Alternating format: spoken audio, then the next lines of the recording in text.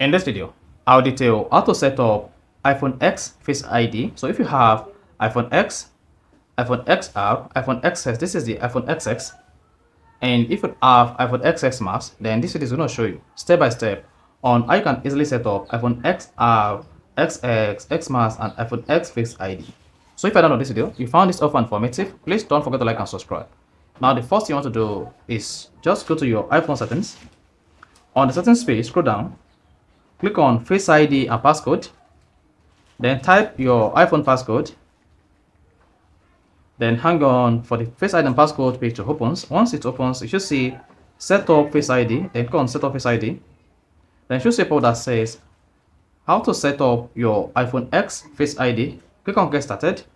Once you tap that, then make sure your eyes is on the camera like this, then rotate your neck to complete 360. Then once done, you see first Face ID scan complete. Then go ahead and click on Continue. Then you'll be prompted to move closer. Hold your iPhone 25 to 50 centimeters from your face. Then you move slowly. Then follow the arrow. You see that? Then once scan is complete, you see Face ID is now set up. Click on Done. Then that is it.